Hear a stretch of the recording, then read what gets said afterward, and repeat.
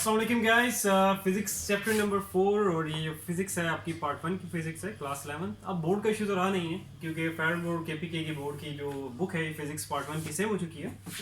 सो chapter number 4 का problem number 4 है और ये प्रॉब्लम है रोलर कोस्टर से रिलेटेड और ये इंपॉर्टेंट प्रॉब्लम है आपके जो फाइनल बोर्ड के जो एग्जाम्स हैं उनके पॉइंट ऑफ व्यू से।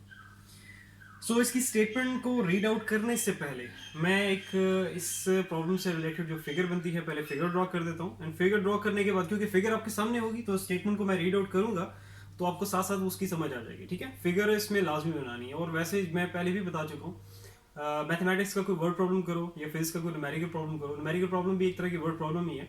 उससे रिलेटेड जो भी फिगर बनती है तो फिगर सबसे पहले ड्रॉ किया करो एंड देन फिर उसके बाद जो भी सोल्यूशन है उसको आगे कंटिन्यू किया करो। अच्छा, सबसे पहले फिगर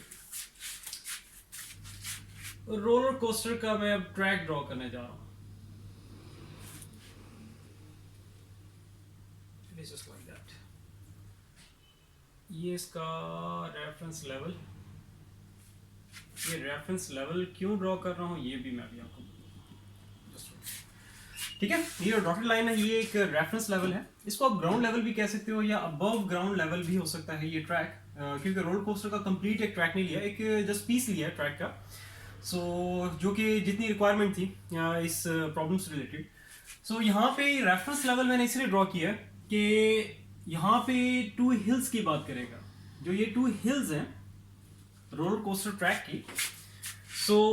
उसकी जो हाइट है वो मेंशन करनी है तो डेफिनेटली उसके लिए फिर मुझे एक रेफरेंस लेवल की जरूरत पड़ेगी, जो कि मैंने यहाँ पे डॉटेड फॉर्म में ड्रॉ कर दिया। इस रोलर कोस्टर ट्रैक की जो फर्स्ट हिल है उसकी जो हाइट है उसको मैं H1 कहूंगा और वो है 40 मीटर।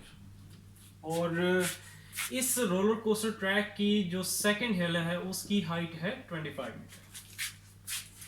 और ये कह रहा है कि जो टोटल डिस्टेंस, क्योंकि रोलर कोस्टर यहाँ पे कार होगी जिसने डिस्टेंस कवर करना है, कितना डिस्टेंस कवर करेगा, यहाँ पहले मैं एक इसकी कार ड्रॉ कर दूं। ठीक है, ये रोलर कोस्टर कार है और फर्स्ट हिल से लेके सेकंड हिल तक इसने जो डिस्टेंस कवर करना है, ये जो टोटल डिस्टेंस बन रहा है फर्स्ट हिल से सेकंड हिल तक, वो बन रहा है आपका टोटल जो है जिसको मैं D से रिप्रेजेंट करूंगा वो है 400 मीटर। ये तो हो गया कि इसने टू हिल्स की बात की है, उसकी हाइट मेंशन की हुई, टोटल डिस्टेंस बताया हुआ है। अब जो चीज़ हमें फाइंड आउट करनी है उसकी तरफ मैं बाद में जाऊंगा। इस स्टेटमेंट में कुछ वर्ड्स इसने ऐसे यूज किए हैं कि जिन वर्ड्स के बिहाइंड कुछ ना कुछ इंफॉर्मेशन हाइड हुई है। ठीक है, कोई ना कोई इंफॉर्मेशन छुपी हुई है, वो इंफॉर्मेशन क्या है अब इसके लिए मैं स्टेटमेंट को रीड आउट करूंगा। फिगर तो मैंने ड्रॉ कर दी है। स्टेटमेंट की तरफ चलते हैं। स्टेटमेंट में बात कर रहा है, कहता है कि द रोलर कोस्टर का स्टार्ट्स इट्स जर्नी। ठीक है, ये जो स्टार्ट का वर्ड इसने यूज किया है ना, इसके पीछे एक इंफॉर्मेशन हाइड हुई है। साथ साथ मैं उस इंफॉर्मेशन को यहाँ पे मेंशन भी करता जाता हूँ। ठीक है, तो रोलर कोस्टर कार कहता है कि अपनी जर्नी जो स्टार्ट कर रहा है from a vertical height of 40 metre. ठीक है, 40 मीटर जो फर्स्ट हिल है इस रोलर कोस्टर की ट्रैक की जो फर्स्ट हिल है, वहां पे कहता है कि वहां से जो रोलर कोस्टर कार है अपनी जो है जर्नी स्टार्ट करेगा। स्टार्ट मींस तो से कि इसकी इनिशियल वेलोसिटी क्या हो जाएगी 0 मीटर पर सेकंड, क्योंकि इसने कहा है कि जर्नी जो है वो रोलर कोस्टर कार जो है वो यहां से स्टार्ट करेगी। अच्छा, ये तो हो गया कि स्टार्ट का वर्ड जो यूज किया था उसके पीछे ये इंफॉर्मेशन हाइड हुई थी कि इनिशियल वेलोसिटी क्या है वहां पे 0 है। नेक्स्ट आगे चलते हैं। आगे वो कहता है कि from vertical height of 40 meter on the first hill and reaches a vertical height of only 25 meter on the second hill। तो second hill जो कि आपके सामने है जिसको मैंने H2 से लेवल किया हुआ है जो कि 25 मीटर है, कहता है रोलर कोस्टर डिस्टेंस ट्रेवल करते करते यहाँ पे जब आ जाएगी, पहुंच जाएगी, यहाँ पे जैसे ही ये पहुंचेगी तो कहता है कि where it slows to a momentary stop, means उसे कुछ मोमेंट के लिए यहाँ पे वो स्टॉप करेगी। जब मोमेंट के लिए स्टॉप करेगी तो इट मींस इसकी जो फाइनल वेलोसिटी हो जाएगी वो 0 मीटर पर सेकंड, क्योंकि हमारा जो इस रोलर कोस्टर का ट्रैक जो कि हम लोगों ने लिया है वो यहीं तक लिमिटेड है। मींस उसे यहाँ पे जाके जो सेकंड हिल है वहां पे जब रोलर कोस्टर कार पहुंचेगी तो वहां पे उसने स्टॉप होना है, तो उसकी जो फाइनल वेलोसिटी हो जाएगी वो 0 मीटर पर सेकंड। ये दो वर्ड्स थे, एक तो स्टार्ट का वर्ड इसने यूज किया था उसमें इनिशियल वेलोसिटी की इंफॉर्मेशन हाइड हुई थी, और दूसरा वर्ड इसने यूज किया था सेकंड हिल पे कि मोमेंटरी स्टॉप मींस टू से कि कुछ मोमेंट के लिए वहां पे स्टॉप करेगा तो उसमें फाइनल वेलोसिटी की इंफॉर्मेशन हाइड हुई थी। ये दो चीजें तो हो गई। तो टोटल डिस्टेंस ट्रेवल करेगा, जो रोलर कोस्टर कार जो है वो ट्रेवल करेगी 400 मीटर, वो भी मैंने मेंशन कर दिया। अब चलते हैं कि अब हमें फाइंड आउट क्या क्या करना है। सो नेक्स्ट आगे कहता है स्टेटमेंट में, determine the thermal energy produced. Thermal energy जिसको मैं रिप्रेजेंट करूंगा ETH से रिप्रेजेंट कर दूंगा, ठीक है। अब इसको पहले समझ लो कि थर्मल एनर्जी किस तरह की एनर्जी है जो कि हमें फाइंड आउट करनी है। अब रोलर कोस्टर कार के जो व्हील्स हैं और रोलर कोस्टर का ये जो ट्रैक है, ठीक है, अब इनके बीच में डेफिनेटली फ्रिक्शन होगी। जैसे ही ये कार मूव करना स्टार्ट करेगी तो रोलर कोस्टर कार के जो व्हील्स हैं उनके और इस ट्रैक के बीच में फ्रिक्शन होगी। सो उसकी वजह से जो थर्मल एनर्जी, देखो थर्मल का वर्ड जहां भी वो यूज करेगा तो वो टर्म, ये जो थर्मल की टर्म यूज की जाती है ये हीट या टेम्परेचर से लिंक करती है। तो मीन्स से जहां भी कहीं इस थर्मल का वर्ड यूज कर रहा है तो मीन्स से हीट या टेम्परेचर की बात कर रहा है। तो इट मीन्स टू से इन सिंपल वर्डिंग में अगर हम बात करें तो थर्मल एनर्जी मीन्स टू से कि जो हीट एनर्जी प्रोड्यूस हो रही है और वो किस वजह से प्रोड्यूस होगी, वो डेफिनेटली फ्रिक्शन की वजह से प्रोड्यूस होगी। और वो फ्रिक्शन किसके बीच में है, रोलर कोस्टर कार के जो व्हील्स और इस ट्रैक के बीच में। सो वो हमें फाइंड आउट करनी है। और मैं दोबारा से कहता हूँ, दोबारा से रिपीट कर देता हूँ, ठीक है। ये जो थर्मल एनर्जी है ये हीट एनर्जी है जो कि हमें फाइंड आउट करनी है, ठीक है। आई होप ये चीज क्लियर होगी। स्टिल अगर कोई कंफ्यूजन है नीचे कमेंट सेक्शन में कमेंट करके आप लोग पूछ लेना। अच्छा, ये तो फर्स्ट चीज थी। नेक्स्ट जो चीज वो फाइंड आउट करने को कह रहा है वो कहता है कि एस्टिमेट करो the average friction force on the car. Definitely friction की जैसे अभी हम लोगों ने बात की, और वो कहां पे होगी, रोलर कोस्टर कार के जो व्हील्स और ट्रैक के बीच में। तो वो कहता है कि average friction force on the car whose mass is 1000 kg। और कहता है इस रोलर कोस्टर कार का जो मैस है वो है 1000 kg। तो कहता है कि जो फ्रिक्शन है वो हमें फाइंड आउट करनी है। वो मैंने थर्ड टाइम मैं अब यहाँ पे रिपीट कर रहा हूँ कि रोलर कोस्टर कार के जो व्हील्स और ट्रैक के बीच में जो फ्रिक्शन है उसको मैं स्मॉल f से रिप्रेजेंट कर देता हूँ। तो ये हमें फाइंड आउट करनी है। सो सब कुछ क्लियर हो गया। अब मूव करते हैं। जो भी डेटा यहाँ पे था मैं उसको सेपरेट से मेंशन करने की जरूरत नहीं, मैंने फिगर पे ही मेंशन कर दिया। अगर आप फिगर ड्रॉ करते हो तो फिगर डेफिनेटली ड्रॉ करनी है। ड्रॉ इसमें कोई ऑप्शन नहीं है, ड्रॉ लाजमी करो। और उसी में अगर आप डेटा सारा मेंशन कर देते हो कि initial velocity, final velocity, distance, height 1, height 2, जो भी चीजें हैं, मैस वगैरह अगर मेंशन कर दे तो फिर अलग से आपको लिस्ट डाउन करने की जरूरत नहीं है। अब डायरेक्टली इसके सोल्यूशन की तरफ चलते हैं।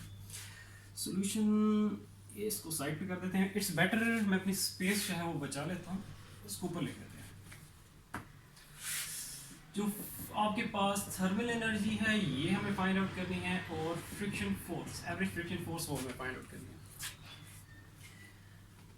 अब यहां से स्टार्ट करेंगे, जो अपना सोल्यूशन है वो हम जब स्टार्ट करेंगे वो यहीं से कि रोलर कोस्टर कार जो है अपना जो जर्नी है वो स्टार्ट करने जा रही है फ्रॉम फर्स्ट हिल जो कि 40 मीटर हाइट पे।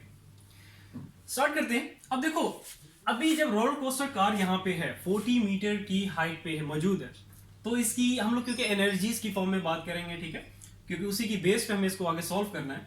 सो इसकी जो पोटेंशियल एनर्जी होगी यहाँ पे इस पॉइंट पे, स्टार्टिंग पॉइंट पे, ठीक है, मैं वो पे मेंशन कर देता हूँ।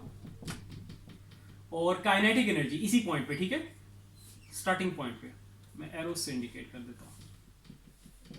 तो वो क्या होगी, सो आपके यहाँ पे जो पोटेंशियल एनर्जी है, और यहाँ पे हम जो बात करेंगे वो किसकी बात कर रहे हैं कि आपका जो लॉ ऑफ कंजर्वेशन है, law of conservation of energy की बात करेंगे। इसी कॉन्सेप्ट को आगे हमें यूज करना है। तो law of conservation of energy क्या है उसकी तरफ मैं बाद में आऊंगा, पहले यहाँ पे मैं लिख देता हूँ law of conservation of energy क्या है। कि अकॉर्डिंग टू द इस प्रॉब्लम से रिलेटेड जो है मैं law of conservation of energy लिखने जा रहा हूँ, ठीक है। So according to the scenario हमारा law of conservation of energy क्या बनेगा कि आपकी जो इनिशियल पोटेंशियल एनर्जी है, इनिशियल की जब भी मैं बात करूंगा तो मैं स्टार्टिंग की बात कर रहा हूँ, ठीक है, जहां से जर्नी उसने स्टार्ट करनी है, किसने, रोलर कोस्टर कार ने। और अभी मैं नेक्स्ट आगे चलता हूँ, ठीक है, plus kinetic energy, initial kinetic energy, इन दोनों को सम के equals to final potential energy plus final kinetic energy plus, और इसमें जो जारी बात है क्योंकि इनिशियल जब हम लोग इनिशियल कंडीशंस की जब बात कर रहे हैं, ठीक है, जब रोलर कोस्टर कार यहाँ पे स्टिल अभी इसने जर्नी अभी स्टार्ट नहीं की, सो जहाँ पे इसकी इनिशियल वेलोसिटी जो है वो 0 है, तो उसके उस जरिए बात है, उस वक्त तो कोई थर्मल एनर्जी प्रोड्यूस नहीं होगी, लेकिन जब वो मूव करना शुरू करेगी और जो फाइनल अपना जो उसकी डेस्टिनेशन है वहां पे जब उसने पहुंचना है, तो ड्यूरिंग सारा आपके पास ये जो डिस्टेंस कवर करेगा उसमें डेफिनेटली हमारे पास थर्मल एनर्जी भी प्रोड्यूस होगी। तो ये साथ उसके साथ ऐड करके लिख देना। सो आइडियल कंडीशन में हम थर्मल एनर्जी को जो है वो इग्नोर कर देते, लेकिन अभी जारी बात है कि हम लोगों ने बात करी क्योंकि हम लोगों ने फाइंड आउट ही थर्मल एनर्जी करनी है, उसके बाद फिर फ्रिक्शन की तरफ चलेंगे। अच्छा, अब यहाँ पे बात करते हैं कि सिंपल वर्डिंग में, सिंपल वर्डिंग क्या, सिंपल इनके जो फॉर्मूलाज हैं, जनरलाइज्ड फॉर्मूलाज हैं, पहले मैं वो लिख देता हूँ। पोटेंशियल एनर्जी का जनरल फॉर्मूला क्या है आपके पास, mgh, आप सारे से फेमिलियर होंगे। और काइनेटिक एनर्जी का जो जनरलाइज फॉर्मूला है वो क्या आपके पास, हाफ mv का स्क्वायर। आई होप इसमें मुझे डिटेल में बात करने की जरूरत नहीं है। ये फॉर्मूलाज आप काफी दफा यूज कर चुके होंगे ना, in first year second year इसमें आप लोग यूज करते रहे हो। अच्छा, अब पोटेंशियल एनर्जी, जब इनिशियल पोटेंशियल एनर्जी की जब मैं बात कर रहा हूं, सो यहां पे आपके पास आ जाएगा mgh1। इसके बाद नेक्स्ट आगे चलते हैं, प्लस अब यहां पे आ जाएगी आपके पास, मैं इसके नीचे ही कर देता हूं एग्जैक्टली, ठीक है, mgh1 plus initial kinetic energy. तो आपके पास इनिशियल काइनेटिक एनर्जी क्या होगा, मैं अभी सिर्फ इनके फॉर्मूलाज लिख रहा हूं, हाफ एम वी आई हो जाएगा, ठीक है, वी आई स्क्वायर। नेक्स्ट आगे चलते हैं, potential energy final. Final potential energy means जब ये रोलर कोस्टर कार यहां पे पहुंच जाएगी, तो mgh2 plus kinetic energy final, तो ये हो जाएगी आपके पास half mvf square plus thermal energy जो कि हमें फाइंड आउट करनी है। नेक्स्ट आगे मूव करते हैं, अभी इनमें वैल्यूज पुट करते हैं और देखते हैं कि हमारे पास थर्मल एनर्जी की वैल्यू जो है वो क्या आएगी। सो वैल्यूज पुट कर दो, या इसको अरेंज करना अरेंज कर दो, आगे सारी सिंप्लीफिकेशन आपकी मर्जी है, जिस तरीके से भी आप करना चाहो। वैल्यूज सारी आपके सामने है। मैथ्स आपके पास क्या है, रोलर कोस्टर कार का जो मैथ्स 1000, ठीक है, यहां पे मैंने मेंशन किया हुआ ये। नेक्स्ट ग्रेविटी 9.8, हाइट h1 जो है, जो फर्स्ट हिल की हाइट थी वो आ गई 40, हाफ m, मैस आपके पास 1000, इनिशियल वेलोसिटी क्या थी वो 0 हो जाएगी, ठीक है, 0 है यहाँ पे, 0 का स्क्वायर है तो डेफिनेटली 0 का स्क्वायर 0 होगा, 0 इससे मल्टीप्लाई डिवाइड होगा, तो ये सारे के सारा जो आपके पास क्या हो जाएगा, 0 हो जाएगा। नेक्स्ट आगे चलते हैं, m मैस जो है 1000, फिर ग्रेविटी 9.8, फिर उसके बाद h2 आपके पास कितना है 25, वैल्यूज पुट करते जाओ, आसान सा है, सिंपल सा है। फिर आ जाएगा मैस 1000, फिर आपके पास फाइनल वेलोसिटी जो कि आपके पास क्या है 0 है, वंस अगेन, ठीक है, कि आपके पास इनिशियल और फाइनल दोनों ही 0 है, सो आपके पास ये भी जो है सारा 0 हो जाएगा, प्लस थर्मल एनर्जी प्रोड्यूस्ड जो कि हमें फाइंड आउट करनी है। इन तीनों को मल्टीप्लाई कर दो, इन तीनों को मल्टीप्लाई कर दो, इस सारे को यहाँ पे ले आओ और थर्मल एनर्जी की वैल्यू देख लेते हैं वो क्या आ रही है।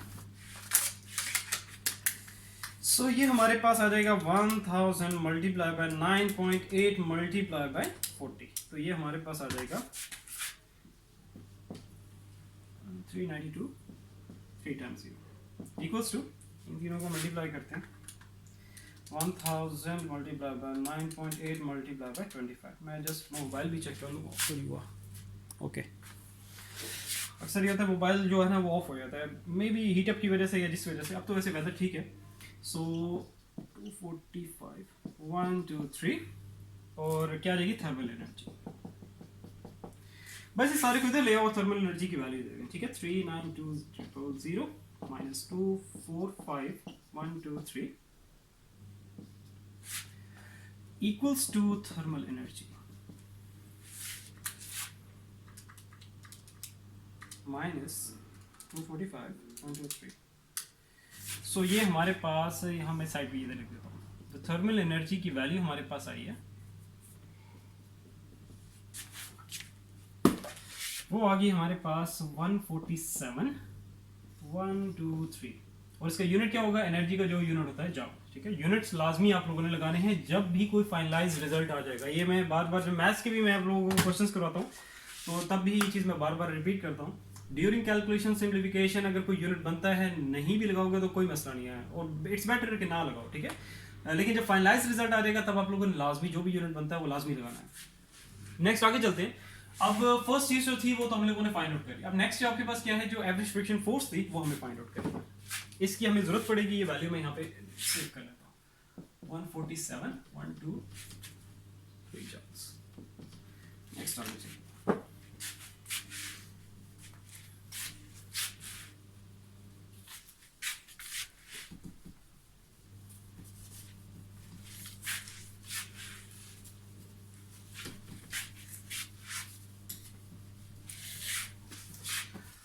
सो अब चलते हैं फ्रिक्शन फोर्स की तरफ। सो इसके लिए एक बेसिक फॉर्मूला है आपका, मैं फॉर्मूला लिख देता हूं।